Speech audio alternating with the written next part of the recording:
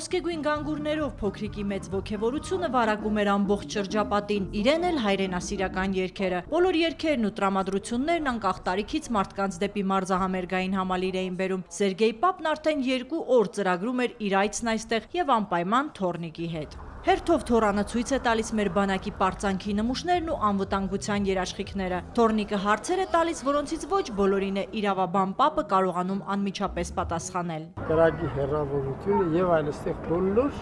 տվյալները կան։ Արամին հարցնում են՝ կուզեիր սրաղեկին լինել։ Իհարկե, ասում է, բայց Պապը շատ է զարմանում, երբ թոռն ասում է, որ գրադով ոչ ոքի խփել չէր ցանկանա։ Մենք թշնամի չունենք։ Արամի հաջորդ բոլոր քայլերը կանխատեսելի են, բարձրանում է հրետանային կայանքի վրա, ավելի մոտիկից զննում ու ինչպես այստեղ եկող բոլոր երեխաները հենց հաջորդ րոպեից պատրաստ է բանակ գնալ։ Պապիկը թոռնիկից շատ է ոգևորված։ Այսպես բռնուսկելի թշնամու աչքը հանեց։ Չէ՞ գալիս։ Երկու օր առաջ իհարկե հերոստացույցից իմացանք, որ այսպեսի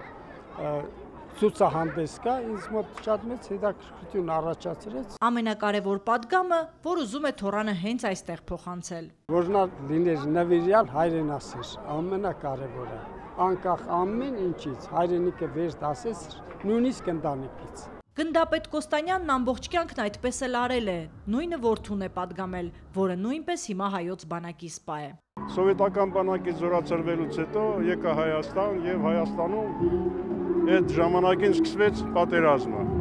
Արցախյան պատերազմը։ Դե հայ մարդը մուզեի չուզենայի, պետք է գնայի պատերազմը։ Հայկական բանակի կազմավորման ամեն մի քայլն ու մանրուքը անգիր է հիշում։ Հիմա այս ցուցահանդեսին հիանում է այն բոլոր հնարավորություններով, որոնք իր ժամանակ չեն եղել։ Մենք հպարտանում ենք արդեն մեր բանակով։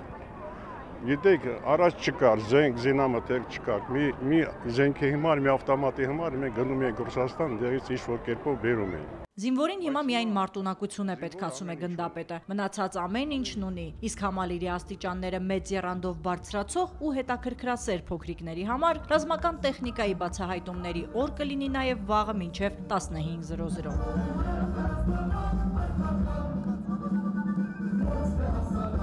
Ռուզաննա Վարդերեսյան, Էդգար Դավթյան, օրակարգ։